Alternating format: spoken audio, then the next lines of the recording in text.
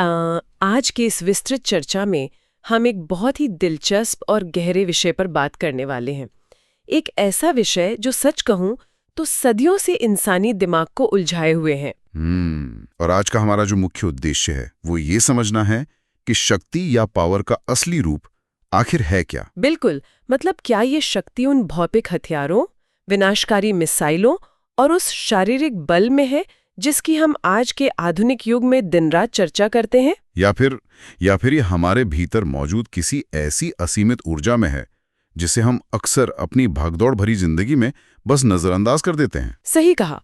और इस रहस्य को सुलझाने के लिए आज हमारे पास जो स्रोत हैं वो असाधारण रूप से विविध हैं। जब मैं इन्हें पढ़ रही थी तो हैरान रह गई। हाँ, ये स्रोत अपने आप में बहुत विशाल हैं। हम प्राचीन भारतीय ग्रंथों जैसे उपनिषद, महाभारत और रामायण के पन्नों को खंगालेंगे। इसके साथ ही हम हठयोग प्रजीतिका के कुछ बहुत ही गूढ़ रहस्यों को भी डिकोड करेंगे। हाँ, और 1893 में शिकागो में दिए गए स्वामी विवेकानंद के उस ऐतिहासिक भाषण को भी समझेंगे जिसने उस समय पूरी दुनिया को झकझोर कर रख दिया था। देखिए, इस पूरी चर्चा की सबसे खास बात यह है कि जब हम इन अलग अलग स्रोतों को एक साथ रख कर देखते हैं ना, तो एक बहुत ही स्पष्ट पैटर्न उभर कर आता है, एक ब्लूप्रिंट की तरह। बिल्कुल।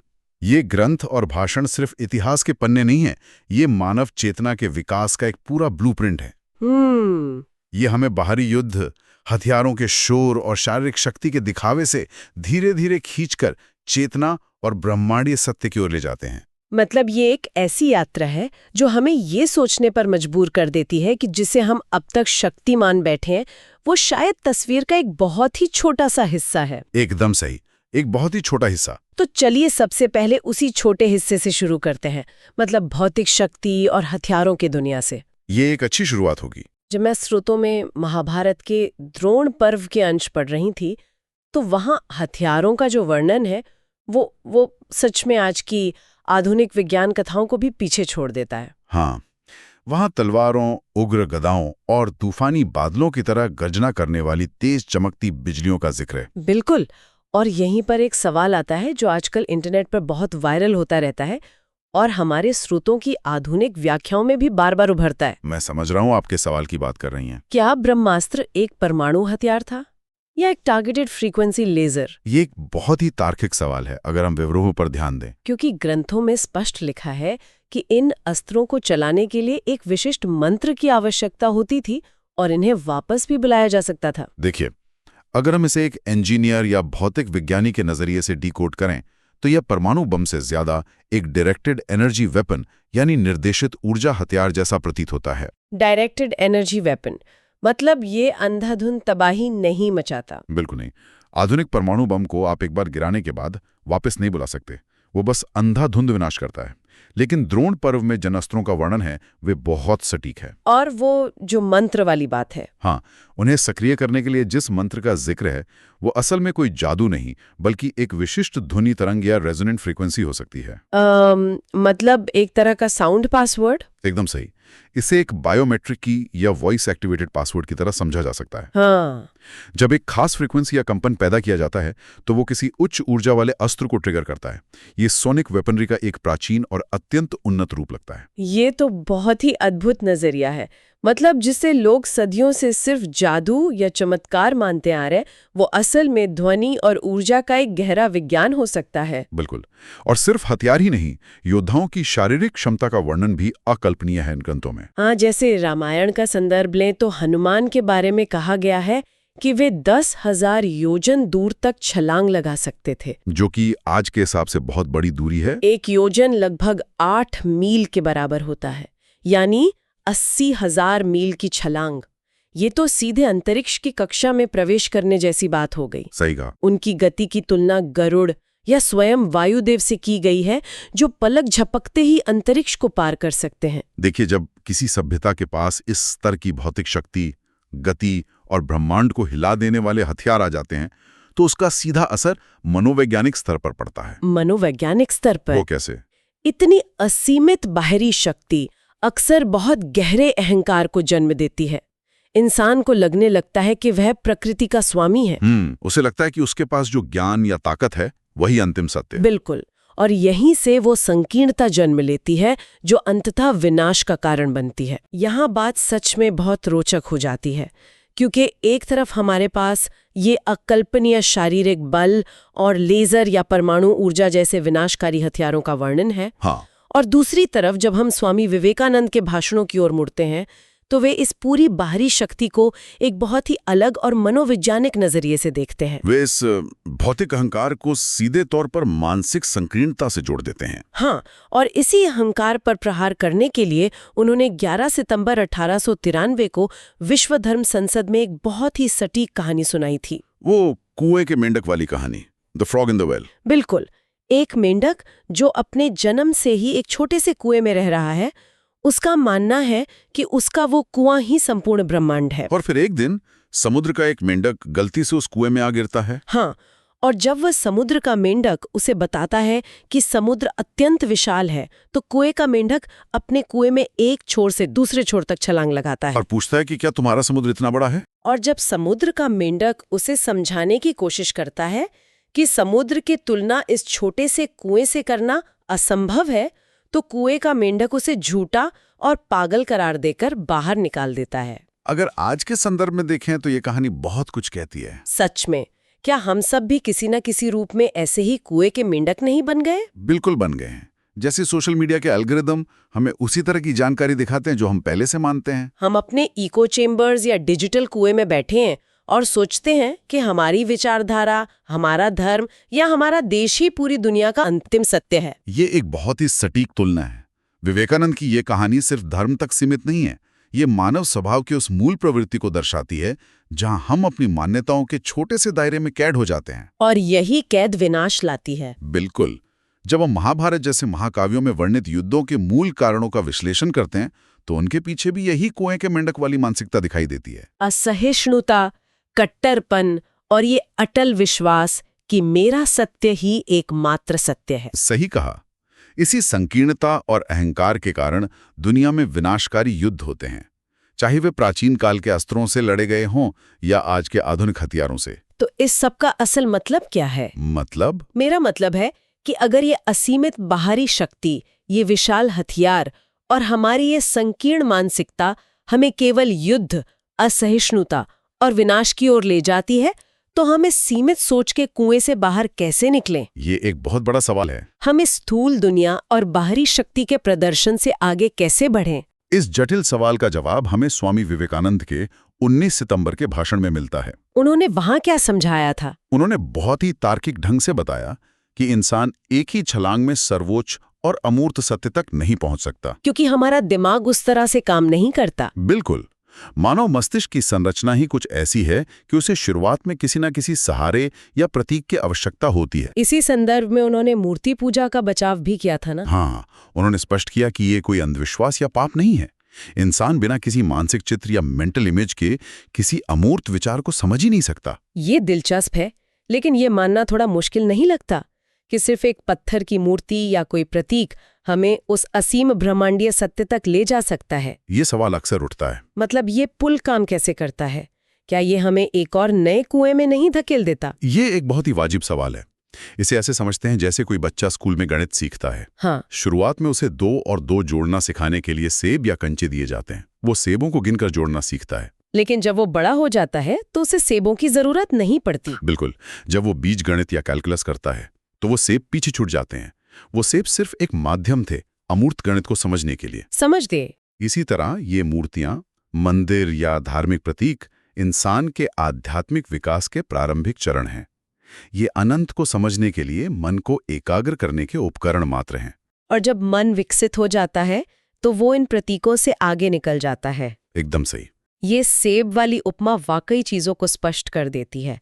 मतलब प्रतीक केवल स्थूल से सूक्ष्म की ओर जाने की सीढ़ियां हैं। हाँ, वे सिर्फ सीढ़ियां हैं, मंजिल नहीं। और जब हम सूक्ष्म उपकरणों की बात करते हैं तो यहाँ हठ योग प्रदीपिका के वे स्रोत बहुत महत्वपूर्ण हो जाते हैं जहाँ मंत्र और ध्यान का विज्ञान समझाया गया है। ये इस चर्चा का सबसे महत्वपूर्ण हिस्सा है। हम आमतौर पर सोचते हैं कि मंत्र बस भगवान का नाम जपना या कोई धार्मिक रस्म है, लेकिन स्रोतों में इसे एक पूरी तरह से वैज्ञानिक प्रक्रिया के रूप में पेश किया गया है। यहाँ सबसे दिलचस्प बात यह है कि प्राचीन ग्रंथों में मंत्र शब्द की व्युत्पत्ति को बहुत गहराई से समझाया गया है। इसके मूल अर्थ के बारे में?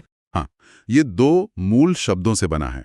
मन, जिसका अर्थ है मन या विचार, और त्र, जिसका अर्थ है पार ले जाना या स्वतंत्रता। और हठयोग में इसका एक अर्थ पुनरावृत्ति भी बताया गया है। बिल्कुल, यानी एक ऐसी ध्वनि जिसकी बार बार पुनरावृत्ति करने से मन को स्वतंत्रता मिलती है। लेकिन एक ही ध्वनि को बार बार दोहराने से मन आजाद कैसे हो सकता है? क्या ये बोरियत या किसी तरह का सम्मोहन पैदा नहीं करेगा? इसे समझने के लिए हमें वापस उस फ्रीक्वेंसी और वाइब्रेशन वाले कॉन्सेप्ट पर जाना होगा जिसकी चर्चा हमने हथियारों के संदर्भ में की थी। वो रेजोनेंट फ्रीक्वेंसी वाली बात। हाँ, हमारा अवचेतन और अचेतन मन एक विशाल हार्ड ड्राइव की तरह है, जिसमें बहुत सारा डेटा भरा हुआ है। बिल्कुल। हमारे जन्म से लेकर अब तक के लाखों करोड़ों अनुभव, डर, इच्छाएं और संस्कार उस हार्ड ड्राइव में दर्ज हैं। तो मंत्र वहां क्या करता है? जब ध्यान किया जाता है तो मंत्र की विशिष्ट ध्वनियां एक ऊर्जा तरंग या अकॉस्टिक क्लींजर की तरह काम करती हैं। अकॉस्टिक क्लींजर, ये बहुत ही सटीक शब्द है। वे ध्वनियां मन के भीतर जाकर उन गहरी अशुद्धियों और विचारों के शोर को साफ करती हैं। ये मन को सुन करना नहीं है, बल्कि उसके भीतर छिपे कचरे को ध्वनि तरंगों के माध्यम से नष्ट करना है। स्रोतों में उपनिषदों के ओम का जो वर्णन है वो इस बात को और भी गहराई से पुष्ट करता है। हाँ, मांडूक्य और अन्य उपनिषदों में इसका बहुत सूक्ष्म विश्लेषण है। उपनिषदों में ओम को केवल एक ध्वनि नहीं बल्कि एक डिकोडिंग टूल बताया गया है, जिसे 3 अक्षरों अ, उ और म में तोड़ा गया है। सही कहा। अगर हम इसे गहराई से देखें तो क्या ये ध्वनियां हमारी चेतना की अलग-अलग अवस्थाओं का प्रतिनिधित्व करती हैं? ये ध्वनि असल में किस ताले को खोल रही है? उपनिषदों का मनोविज्ञान यहाँ अत्यंत सूक्ष्म है। अ हमारी जागृत अवस्था का प्रतीक है, जहाँ हम इस भौतिक दुनिया का अनुभव करते हैं। Waking state. हाँ, उ हमारी स्वप्न अवस्था का प्रतीक है, जहाँ हमारा मन अपने भीतर एक नई दुनिया रचता है। Dreaming state. अम्मा हमारी गहरी नींद का प्रतीक है, जहाँ कोई विचार नहीं होता, सिर्फ शून्यता होती है। Deep sleep. लेकिन इन तीनों के बाद भी कुछ है ना? बिल्कुल। सबसे महत्वपूर्ण हिस्सा वो मौन है जो म के उच्चारण के बाद आता है। वो सन्नाटा। वो मौन चौथी अवस्था है, जिसे तुरीय कहा जाता है, यानी शुद्ध और अनंत चेतना।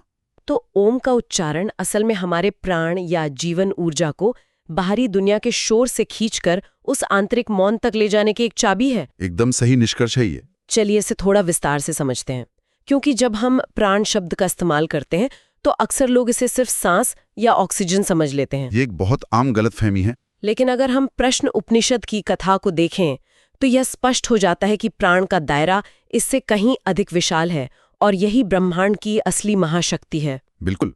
प्रश्न उपनिषद में शरीर की इंद्रियों के बीच एक बहुत ही प्रतीकात्मक और रोचक बहस का वर्णन है। हाँ, वो कहानी जहाँ दृष्टि, श्रवण, वाणी और मन आपस में लड़ने लगते हैं कि मेरे बिना कोई संचार नहीं हो सकता। हर इंद्रियों को अपने अपने काम पर घमंड है। इस विवाद को खत्म करने के लिए प्राण, जो कि संपूर्ण जीवन शक्ति है, वो शरीर से बाहर निकलने का अभिनय करता है। और स्रोतों में लिखा है कि जैसे ही प्राण ऊपर की ओर उठने लगता है, बाकी सभी इंद्रियां काम करना बंद कर देती हैं। उनकी हालत उस घोड़े की तरह हो जाती है जो अपने खूंटे को उखाड़ फेंकता है। दृष्टि धुंधली हो जाती है, कान सुन्न हो जाते हैं। और उसी क्षण सभी इंद्रियों का अहंकार टूट जाता है। उन्हें यह एहसास होता है कि वे तो केवल मशीन के पुर्जे हैं, असली बिजली या करंट तो प्राण है। यह बहुत ही शक्तिशाली रूपक है। उपनिषद यहाँ स्पष्ट करता है कि प्राण केवल शरीर की सांस नहीं है, यह वो सार्वभौमिक ऊर्जा है जो बादलों में वर्षा के रूप में है, जो अग्नि में ताप के रूप में है। प्राण ही इंद्र है, प्राण ही रुद्र है, और वही इस पूरे ब्रह्मांड को धारण किए हुए है। हमारी व्यक्तिगत सांसें तो बस उस अनंत कॉस्मिक प्राण का एक छोटा सा हिस्सा है। तो अगर प्राण ही वो सर्वव्यापी करंट है जो सब कुछ चला रहा है, तो क्या प्राचीन योगी इस प्राण पर पूरी तरह विजय पा लेते थे? योग का तो मुख्य उद्देश्य ही यही है। क्योंकि अगर कोई इंसान इस ब्रह्मांडीय ऊर्जा को अपने नियंत्रण में ले ले तो उसके लिए असंभव कुछ भी नहीं रह जाएगा। अगर हम इसे बड़ी तस्वीर से जोड़कर देखें तो हठ योग का अंतिम लक्ष्य इसी प्राण को पूरी तरह से स्थिर करना है। हाँ, हठ योग प्रदीपिका में इसका बहुत विस्तार से वर्णन है। उसके चौथे अध्याय के श्लोक 113 में एक बेहद चौंकाने वाला और क्रांतिकारी खुलासा किया गया है। समाधि के बारे में? हाँ, वहां बताया गया है कि जब योगी अपने प्राण को पूरी तरह से नियंत्रित करके समाधि की अवस्था में पहुंच जाता है तो उस पर मौत, काल या किसी भी बाहरी चीज का कोई असर नहीं होता। 1 मिनट। स्रोतों में स्पष्ट लिखा है कि समाधि की स्थिति में एक योगी पर कोई भी हथियार, कोई भी व्यक्ति या कोई भी बाहरी मंत्र या यंत्र असर नहीं कर सकता। बिल्कुल यही लिखा है। लेकिन अगर हम इसे व्यावहारिक नजरिए से देखें तो क्या ये संभव है? मान लीजिए शुरुआत में हमने जिस ब्रह्मास्त्र या आधुनिक परमाणु हथियार की बात की थी, हाँ, वो टारगेटेड फ्रीक्वेंसी लेजर। क्या समाधि में बैठे किसी योगी पर ऐसे विनाशकारी हथियार का भी कोई असर नहीं होगा? ये विज्ञान और तर्क की कसौटी पर कैसे खरा उतरता है? ये सवाल बहुत ही स्वाभाविक है, लेकिन इसे समझने के लिए हमें भौतिकी के नियमों से उठकर चेतना के नियमों पर जाना होगा। चेतना के नियम वो कैसे काम करते हैं? देखिए, कोई भी हथियार, चाहे वो तलवार हो, लेजर हो या परमाणु बम हो, उसे वार करने के लिए एक लक्ष्य या टारगेट की जरूरत होती है। हाँ, एक फिजिकल बॉडी चाहिए। हाँ, वो लक्ष्य एक भौतिक शरीर होता है और उससे भी गहरा लक्ष्य वो अहंकार होता है जो कहता है कि मैं ये शरीर हूं। ईगो। समाधि की अवस्था में योगी की व्यक्तिगत चेतना पूरी तरह से समाप्त हो जाती है और वह ब्रह्मांडीय चेतना में विलीन हो जाती है। तो आप कह रहे हैं कि जब वो व्यक्तिगत मैं ही नहीं बचा तो हथियार प्रहार किस पर करेगा? बिल्कुल। ये तो बिल्कुल वैसा ही हुआ जैसे कोई एक ऐसी बंदूक से गोली चला रहा हो जिसके सामने कोई लक्ष्य ही ना हो। या फिर कोई तलवार से खुले आसमान को काटने की कोशिश कर रहा हो। बिल्कुल। आप आकाश को किसी तलवार से नहीं काट सकते। ये बहुत ही गहरी बात है। बाहरी मंत्र या यंत्र भी समाधि में इसलिए बेअसर हो जाते हैं क्योंकि वे केवल व्यक्तिगत मन की फ्रीक्वेंसी पर प्रभाव डाल सकते हैं। और वहां तो व्यक्तिगत मन बचा ही नहीं है। सही कहा। जब मन का अस्तित्व ही मिट गया और केवल शाश्वत असीम चेतना बची तो उस पर किसी भी सीमित भौतिक या ध्वन्यात्मक शक्ति का कोई प्रभाव नहीं पड़ सकता। मतलब जो अजयता और सुरक्षा महाभारत के योद्धा विशाल हथियारों के बल पर बाहर खोज रहे थे, वो असल में बाहर है ही नहीं। बिल्कुल नहीं। वो पूरी तरह से भीतर है समाधि की, उस पूर्ण शून्यता में। ये पूरी चर्चा हमारे नजरिए को एक नए सिरे से परिभाषित करती है। सच में, हमने हथियारों के भीषण शोर से शुरुआत की थी, फिर हम मंत्रों की सूक्ष्म ध्वनियों तक आए और अंत में हम समाधि के पूर्ण मौन तक पहुंच गए। यहाँ आकर स्वामी विवेकानंद के वो शब्द बहुत गहरे अर्थों में प्रासंगिक हो जाते हैं जो उन्होंने धर्म और विकास के बारे में कहे थे। वो सत्य की ओर यात्रा वाला विचार। हाँ, स्वामी विवेकानंद का वो सारांश इस पूरी यात्रा का निचोड़ है। उन्होंने कहा था कि मनुष्य गलती से सत्य की ओर यात्रा नहीं कर रहा है, बल्कि वह निचले सत्य से उच्च सत्य की ओर बढ़ रहा है। बिल्कुल। शारीरिक बल, शक्तिशाली हथियार, मूर्तियां या कोई विशेष विचारधारा, ये सभी इंसान के विकास के प्रारंभिक चरण हो सकते हैं। ये निचले सत्य हैं। लेकिन समस्या तब होती है जब हम उसी निचले सत्य पर रुक जाते हैं और उसे ही अंतिम सत्य मान लेते हैं। अंतिम लक्ष्य उस उच्च सत्य तक पहुंचना है जहां हम अपनी सीमित पहचान को छोड़कर उस असीम चेतना का हिस्सा बन जाएं। और यही बात आज के आधुनिक युग में पहले से कहीं अधिक महत्वपूर्ण हो गई है। ऐसा क्यों लगता है आपको? क्योंकि हम एक ऐसी दुनिया में जी रहे हैं जो हर समय सूचनाओं के विस्फोट, बाहरी संघर्षों और वैचारिक शोर से घिरी हुई है। ये तो है। देश नई नई मिसाइलें बना रहे हैं, लोग सोशल मीडिया पर अपनी राय को ही ब्रह्मांड का सत्य साबित करने के लिए लड़ रहे हैं। हम सभी बस अपने अपने कुएं को बचाने में लगे हैं। कुएं के मेंढक की तरह। हाँ, लेकिन इन प्राचीन भारतीय स्रोतों और विवेकानंद के विचारों से हमें जो सबसे बड़ी सीख मिलती है वो ये है कि असली शक्ति दूसरों पर नियंत्रण करने या बाहरी दुनिया को जीतने में नहीं है। तो असली शक्ति किसमें है? असली शक्ति अपने मन की अशुद्धियों को साफ करने, अपने भीतर के प्राण को पहचानने और उस अवस्था तक पहुंचने में है जहां कोई भी बाहरी प्रभाव आपको हिला ना सके। ये एक बहुत ही महत्वपूर्ण सवाल खड़ा करता है। कैसा सवाल? क्या हम चंद्रमा और मंगल ग्रह को जीतने की होड़ में और तकनीक के इस अभूतपूर्व विकास में इतने अंधे हो गए हैं कि हमने उस अनंत आंतरिक ब्रह्मांड को पूरी तरह से भुला दिया है जो हमारे अपने भीतर मौजूद है? ये सोचने वाली बात है। असली स्वतंत्रता हथियारों की होड़ में नहीं, बल्कि अपने ही मन की सीमाओं से मुक्त होने में है। ये एक ऐसा विचार है जो किसी को भी अपनी प्राथमिकताओं पर गहराई से सोचने के लिए मजबूर कर देगा। बिल्कुल। आज की इस चर्चा में हमने अस्त्र शस्त्रों की गर्जनाओं, ध्वनियों की ऊर्जा और प्राण के विज्ञान पर विस्तार से बात की। लेकिन इस बातचीत को समाप्त करने से पहले एक ऐसा विचार है जो शायद इन सभी बातों से ऊपर है। वो क्या है? जरा सोचिए।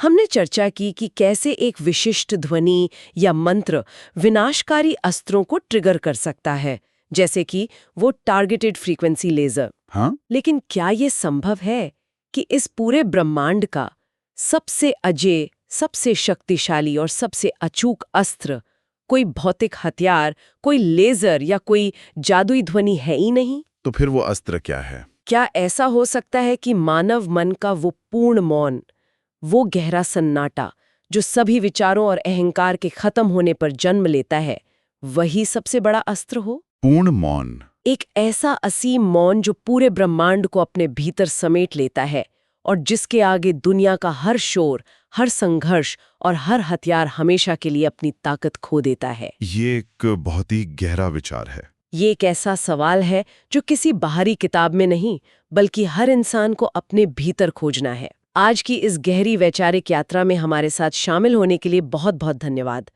उम्मीद है ये चर्चा सभी को अपनी खुद की आंतरिक गहराइयों को टटोलने के लिए प्रेरित करेगी। अगली चर्चा में फिर मिलेंगे एक नए विषय और नए नजरिए के साथ।